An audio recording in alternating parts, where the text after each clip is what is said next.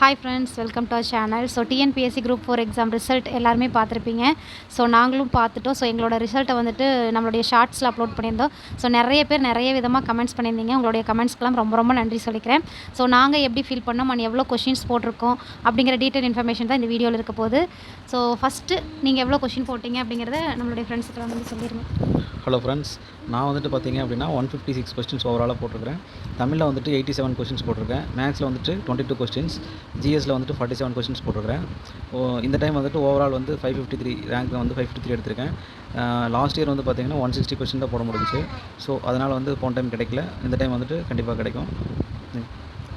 So இந்த group 4 exam result வந்துட்டு நாங்கள் இந்த வீக் வரும் அப்படின்னு சொல்லி எதிர்பார்த்துட்டு இருந்தோம். பட் எனக்கு வந்து அது சடனாக இந்த இன்ஃபர்மேஷன் தெரியாது, ரிசல்ட் வந்துருச்சா இல்லையா அப்படிங்கிறது. ஸோ நீங்கள் எப்படி உங்களுக்கு தெரிஞ்சது, நீங்கள் பார்த்தீங்களா இல்லை வந்துட்டு எப்படி? எனக்கு வந்துட்டு நான் டெலிகிராம் சேனலில் பார்த்துதான் எனக்கு லிங்க் வந்துச்சு. ஸோ செக் பண்ண உடனே ரொம்ப பயமாக தான் இருந்துச்சு. ரிசல்ட் ஆல்ரெடி ஆனால் ஸ்கோர் டென்டேட்டிவ் ஆன்சருக்கு செக் பண்ண உடனே எனக்கு தெரியும் ஸ்கோர் நல்ல ஸ்கோர் தான் போட்டிருக்கோம் அப்படின்ட்டு. ஆனால் இருந்தாலும் ஆன்சருக்கு செக் பண்ணும்போது ரொம்ப பயமாக தான் இருந்துச்சு. ஸோ அதை தான் ஆல்ரெடி நீங்கள் சொல்லிகிட்டே தான் இருந்தீங்க, நிறைய கொஷின்ஸ் வந்து டஃப்பாக வந்துருச்சு. ஏன்னா நிறைய பேர் நிறைய விதமாக சொல்லிட்டு இருந்தாங்க, ரொம்ப கொஷின்ஸ் ரொம்ப ரொம்ப டஃப்பாக இருந்துச்சு, ஸோ கிளியர் பண்ண முடியாது அப்படிங்கிற எக்ஸ்பெக்டேஷன்ஸ் எல்லாம் இருந்துச்சு இல்லையா? ஸோ நீங்கள் அப்போ வந்து கான்ஃபிடென்ட்டாக இருந்தீங்க. ஸோ நிறைய கொஷின்ஸ் நான் போட்டிருக்கேன் அப்படிங்கிற மாதிரி, நல்லா பண்ணியிருக்கேன் அப்படிங்கிற மாதிரி தான் சொன்னார். ஸோ நல்லா பண்ணியிருக்கேன்னு சொல்லும்போது எனக்கு வந்து இவர் மேலே கொஞ்சம் கான்ஃபிடென்ட் இருந்துச்சு. ஸோ நல்லா பெட்டராக பண்ணியிருப்பார், இந்த தடவை வந்துடும் அப்படின்னு ஒரு ஹோப் இருந்துச்சு. பட் இருந்தாலும் அந்த நேரத்தில் கொஞ்சம் பயமும் இருந்துச்சு. ஸோ நீங்கள் எப்படி ஃபீல் பண்ணுறீங்க? டென்டேட்டிவ் ஆன்சருக்கு அப்புறம் வந்துட்டு பார்த்திங்க அப்படின்னா ஸ்கோர் கம்மியாகும்னு சொல்லி கொஞ்சம் பயம் இருந்துச்சு. இருந்தாலும் பார்த்திங்கன்னா நான் என்னோடய ஸ்கோரை வெளியே சொல்லும்போதே வந்து பார்த்திங்க அப்படின்னா ஒரு 5 அல்லது 6 வந்து நான் கம்மியாக தான் சொல்லிட்டு இருந்தேன். பட் இப்போது ஆன்சர் கீ சேலஞ்சுக்கு அப்புறம் 2 கொஸ்டின்ஸ் எக்ஸ்ட்ராவே வந்திருக்கு. பரவாயில்ல, ரொம்ப ஹாப்பியாக தான் ஃபீல் ஆகுது. இந்த காம்படிஷனில் ஜெயிக்கிறது உண்மையிலேயே ரொம்ப ஹாப்பியாக தான் இருக்குது. ஸோ எனக்கு ரொம்ப ரொம்ப ஹாப்பியாக இருக்குது. ஸோ போன எக்ஸாம்லேயே நான் வந்துட்டு எதிர்பார்த்துட்டு இருந்தேன், கண்டிப்பாக ஃபஸ்ட் எக்ஸாம்லேயே கிளியர் பண்ணிடுவாங்க ஸோ அப்படின்னு தான் நான் எதிர்பார்த்துட்டு இருந்தேன். ஏன்னா ப்ரிப்ரேஷன் வந்துட்டு அவர் அந்தளவுக்கு ஹார்ட் ஒர்க் இருந்துச்சு.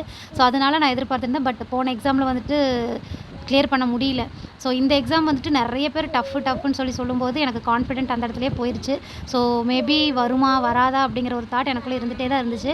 பட் காட் கிரேஸில் கண்டிப்பாக வந்துருச்சு. ஸோ எனக்கு அது பார்க்கும்போது, ஏன்னா எனக்கு அது சடனாக தெரில, தங்கச்சிக்கு டெலிவரி ஆயிருந்ததுனால ஹாஸ்பிட்டல்லேயே இந்த 1 வீக் தீபாவளி எல்லாமே அதுலேயே போயிடுச்சு. ஸோ சடனாக வெளியே வரும்போது டக்குன்னு ரிசல்ட் வந்திருக்குது அப்படிங்கிறத சொன்னாங்க. ஸோ பார்க்கும்போது எனக்கு ரொம்ப ரொம்ப ஹாப்பியாக இருந்துச்சு. அந்த மொமெண்ட் வந்துட்டு லைஃப் டைம் அச்சீவ்மெண்ட்டுன்னு எனக்கு சொல்லலாம். பட் அவருக்கு வந்துட்டு அது லைஃப் டைம் அச்சீவ்மெண்ட்டா அப்படிங்கிறது எனக்கு தெரியல. பட் எனக்கு ரொம்ப ஹாப்பியஸ்ட் மொமெண்ட். ஏன்னா அந்த அளவுக்கு ரொம்ப கஷ்டப்பட்டிருக்கோம் நிறைய இல்லையாங்க, எந்த ஒரு ஃபங்க்ஷனுக்குமே போகாமல். ஸோ எங்கேயுமே நாங்கள் போனதில்லை. ஏதாவது ஃபங்க்ஷன்ஸுக்கு போனால் கூட ரொம்ப கஷ்டமாக தான் இருக்கும். ஸோ எந்தெந்த சிச்சுவேஷன் நீங்கள் எப்படி ஃபீல் பண்ணுறீங்க அந்த சிச்சுவேஷன்? நான் வந்துட்டு எந்த ஜாபுக்கும் போகல. நான் ஜாப் குவிட் பண்ணதுக்கப்புறம் பார்த்தீங்கன்னா ஃபுல் டைமாக ப்ரிப்பேர் பண்ணதுனால எந்த ஃபங்க்ஷனுக்குமே போகல. ஸோ அதனால் வந்து ரொம்ப கஷ்டமாகவே இருக்கும். மேக்ஸிமம் வந்துட்டு நம்ம மணி இல்லாமல் ரொம்ப சிரமமாக தான் இருக்கும். அதுலேயும் வந்துட்டு ஆனால் படிக்கும்போது வந்துட்டு நான் ஃபுல் இன்ட்ரெஸ்ட்டாக தான் படிப்பேன். எந்த சப்ஜெக்டாக இருந்தாலும் இன்ட்ரெஸ்ட்டாக படிப்பேன். ஸோ அண்டர்ஸ்டாண்டிங் இல்லாமல் படிக்கிறது வந்துட்டு நல்லாவே இருக்காது. ஸோ அண்டர்ஸ்டாண்டிங்கோட நீங்கள் எந்த சப்ஜெக்ட் பேசிக் வந்து நீங்கள் ஸ்ட்ராங் பண்ணிக்கிட்டீங்க அப்படின்னா உண்மையிலே வந்து கொஸ்டின்ஸ் எவ்வளோ டஃப்பாக இருந்தாலும் போட்டுற முடியும். அதனால் வந்துட்டு நான் எந்த சப்ஜெக்ட் படித்தாலும் அது திருப்பி படிக்கும்போது பார்த்திங்க அப்படின்னா அது ரொம்ப ஈஸியாக இருக்கிற மாதிரி ரொம்ப பேசிக் வந்து ஸ்ட்ராங்காகவே படிச்சிடணும். அண்டர்ஸ்டாண்டிங் இல்லாமல் வெறும் வந்து மனப்பாடம் மட்டும் எந்த சப்ஜெக்ட்டும் பண்ணதில்லை. ஸோ அதுதான் ரொம்ப ஹெல்ப் பண்ணியிருக்கு. ஸோ நாங்கள் ப்ரிப்ரேஷன் ஸ்டார்ட் பண்ணும்போது பார்த்திங்க அப்படின்னா பேக்கப் மணி அப்படிங்கிற சேவிங்ஸ் வச்சுட்டு தான் நாங்கள் வந்துட்டு ஸ்டார்ட் பண்ணோம். பட் இருந்தாலும் வந்து அது நிறைய இடத்துல உங்கள்கிட்ட நான் ஷேர் பண்ணியிருக்கேன்.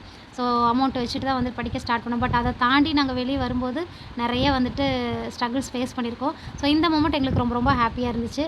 அண்டு நிறைய பேர் வந்துட்டு எவ்வளோ கொஷின் போட்டிருக்கீங்க அண்ட் எப்படி கிளியர் பண்ணீங்க அண்ட் எவ்வளோ இயர்ஸாக வந்துட்டு உங்களோட ப்ரிப்ரேஷன் இருந்துச்சு அப்படிங்கிறத மேக்ஸிமம் நம்பர் ஆஃப் கொஷின்ஸாக நம்மளுடைய கமெண்ட்டில் இருந்துச்சு. ஸோ நாங்கள் 2 பேருமே ஒன்றா தான் ஸ்டார்ட் பண்ணோம். பட் என்னோடய ப்ரிப்ரேஷன் டைம் அப்படிங்கிறது ரொம்ப கொஞ்சம் கம்மி தான். இவரோட ப்ரிப்ரேஷன் வந்து ஃபுல் டைமாக வந்துட்டு ப்ரிப்பேர் பண்ணிகிட்டு இருந்தாங்க. ஸோ நீங்கள் எத்தனை வருஷமாக ப்ரிப்பேர் பண்ணிகிட்ருக்கீங்க அப்படிங்கிறது வந்து நம்ம ஃப்ரெண்ட்ஸ் சொல்லுங்கள். நான் 2022 டிசம்பரில் வந்துட்டு ரிசைனிங் வந்துட்டு அனுப்பிட்டேன். அவங்க வந்துட்டு அப்ரூவ் பண்ணிட்டாங்க. ஸோ கரெக்டாக 23 ஜனவரியில் வந்துட்டு நான் வந்து காம்படிட்டிவ் எக்ஸாமுக்குள்ளே வந்தேன், ஃபுல் டைம் ப்ரிப்பேர் பண்ணலான்னு சொல்லிட்டு. ஃபஸ்ட்டு ஒரு 6 மந்த்ஸ் பார்த்திங்க அப்படின்னா எஸ்எஸ்சி ப்ரிப்பேர் பண்ணுறதுக்கு போய்ட்டேன். எஸ்எஸ்சி சிஜிஎல் வந்து ட்ரை பண்ணேன். அதில் வந்துட்டு மெயின்ஸ் வரைக்கும் போய்ட்டு மெயின்ஸில் வந்து எனக்கு கிடைக்கல. ஸோ அதுக்கப்புறம் வந்து பார்த்திங்கன்னா சரி ஓகே, இனி வந்து எஸ்எஸ்சியில் வந்துட்டு நமக்கு ஏஜ் பார் ஆயிரும்னு சொல்லிட்டு நான் நெக்ஸ்ட் வந்து டிஎன்பிஎஸ்சி ப்ரிப்பேர் பண்ணலாம் அப்படின்னு சொல்லிட்டு தான் வந்துட்டு மறுபடியும் குரூப் 4 வந்துருச்சு உடனே. ஸோ அதுக்கப்புறம் ப்ரிப்பேர் பண்ணால் ஸோ அதில் அச்சீவ் பண்ண முடியல. ஸோ எனக்கு வந்து 23 மிட்லேருந்து இப்போ வந்து 25 வரைக்கும் வந்திருக்கு. கிட்டத்தட்ட பார்த்தீங்கன்னா ஒரு 2 இயர்ஸாக வந்து எடுத்திருக்கு ப்ரிப்பேர் பண்ணி. இன்னொரு கொஷின், செல்ஃப் ஸ்டடியா இல்லை வந்துட்டு எந்த ப்ரிப்பரேஷன், உங்களோட ப்ரிப்பரேஷன் எப்படி இருந்துச்சு? அண்ட் இன்ஸ்டியூட் ஏதாவது போனீங்களா? புக்ஸ் எந்த அளவுக்கு வந்துட்டு ரெஃபர் பண்ணீங்க? அண்ட் எந்த மாதிரி புக்ஸ் வந்துட்டு வெளியே அவுட் சோர்சஸ் வாங்கி படிச்சிங்களா? அப்படிங்கிறது தான் நிறைய பேர் கேட்டிருந்தாங்க. நிறைய பேர் கேட்ட கொஷின் வந்துட்டு அகாடமி போய் வந்துட்டு படிச்சிங்களா, எந்த அகாடமி அப்படிங்கிறது தான் வந்துட்டு நிறைய கொஷின்ஸாக இருந்துச்சு. ஸோ அதுக்கு வந்து ஆன்சர் சொல்லிடுங்க. நான் வந்துட்டு பூராமே செல்ஃப் ஸ்டடி தான். இப்போ டெஸ்ட் பேட்ச் மட்டும் வந்து பார்த்திங்க அப்படின்னா சுரேஷ் அண்ட் டேஃப் வந்து அப்பப்போ ஜாயின் பண்ணிடுவேன்.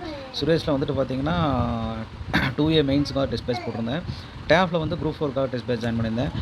எந்த டெஸ்ட்டுமே வந்து சின்சியராக எடுத்து பண்ணேன். அதில் வந்துட்டு ஃபஸ்ட்டு 3 ரேங்க்கில் தான் வருவேன்.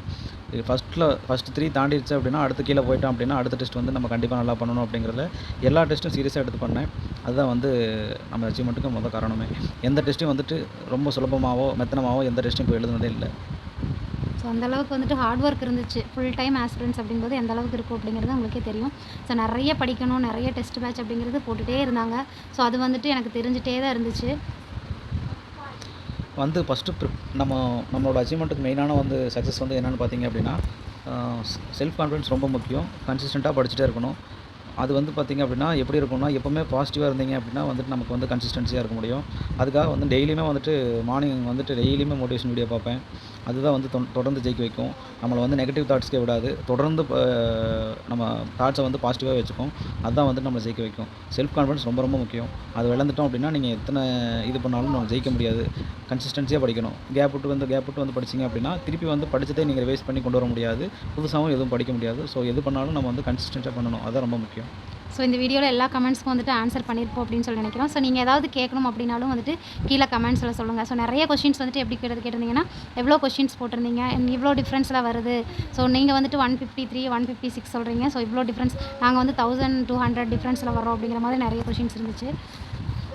என் ஃப்ரெண்ட்ஸ் பார்த்திங்க அப்படின்னா வந்து 140 சம்திங்லேயே வந்து பார்த்திங்கன்னா ஒரு 146க்கும் 144க்கும் இந்த மாதிரி இருக்கிறப்ப பார்த்திங்கன்னா ஒரு 2 கொஸ்டின்ஸ் இல்லை 3 கொஸ்டின்ஸ்லேயே வந்துட்டு அவங்களுக்கு வந்து 12,000 ரேங்க் வந்து டிஃப்ரென்ஸ் இருக்குது. ஸோ அந்தளவுக்கு வந்து காம்படிஷன் வந்து இருக்குது. மேக்ஸிமம் ஸ்டூடெண்ட்ஸ் வந்து பார்த்திங்கன்னா அந்த 135லேருந்து 150க்குள்ளே தான் நிறைய பேர் இருக்காங்க. ஸோ அந்த ரேங்க்கில் வந்து ரொம்ப டிஃப்ரென்ஸே வரும். ஒரு 158 அந்த மாதிரி போயிட்டிங்க அப்படின்னா அதுக்கு மேலே இருக்கிற ரேங்க்கில் வந்து ரொம்ப டிஃப்ரென்ஸ் பார்க்க முடியாது. ரொம்ப கம்மியாக தான் இருக்கும். அதனால் வந்துட்டு காம்படிஷன் இருக்கிற லெவல் அப்படி இருக்குது. ஸோ நம்ம வந்து ஒரு எல்லாரோட ப்ரிப்பேர் பண்ணுறத விட நம்ம ஒரு எட்ஜ் காட்டணும் அப்படின்னா கொஞ்சம் கரண்ட் அஃபேர்ஸ்க்கு வந்து நம்ம இம்பார்ட்டன்ஸ் கொடுக்கணும். அதனால் வந்து ப்ரிப்பேர் பண்ணுறதுல நம்ம மேக்ஸில் கொஞ்சம் ஒரு கொஸ்டின்ஸோ இல்லை அது வந்துட்டு தமிழில் நம்மளை எல்லாரோட ஒரு லீட் கொடுத்து போடணும். தமிழில் வந்து பார்த்திங்கன்னா எல்லோரும் டஃப் அப்படின்னு சொல்லும்போது வந்து தமிழில் வந்து எனக்கு ரொம்ப கான்ஃபிடென்ட்டாக இருந்தது. ஏன்னா தமிழ் வந்து ரொம்பவே நான் ரொம்ப இன்ட்ரெஸ்ட் எடுத்து படிப்பேன். ஸோ அதனால தான் வந்து தமிழில் வந்து 87 கொஸ்டின்ஸ் போட முடிஞ்சுது. தமிழில் வந்து உண்மையில் வந்து பார்த்திங்க அப்படின்னா தமிழ் அண்டர்ஸ்டாண்டிங்கோடு படிக்கணும். வெறும் வந்து மனப்பாடத்துக்காக வந்து படித்தோம் அப்படின்னா கண்டிப்பாக அது ஹெல்ப் பண்ணாது. அதனால் தமிழ் இருக்கட்டும், மேக்ஸாக இருக்கட்டும், அது வந்து ரொம்பவே நம்ம இம்பார்ட்டன்ஸ் கொடுத்து படிக்கணும். ஜிஎஸ் வந்து எல்லாருக்கும் காமனாக இருக்கும். ஜிஎஸ்சில் வந்து உங்களால் வந்து நீங்கள் ரொம்ப ஸ்கோர் பண்ண முடியாது. இப்போ வந்து அவுட் சோர்ஸ் வந்து நிறைய வெளியே போக ஆரம்பிச்சிட்டாங்க. அதனால் வந்துட்டு நீங்கள் ஜிஎஸ்சில் வந்து ரொம்ப எல்லாரோட டிஃபரன்ஸ் காட்டவே முடியாது.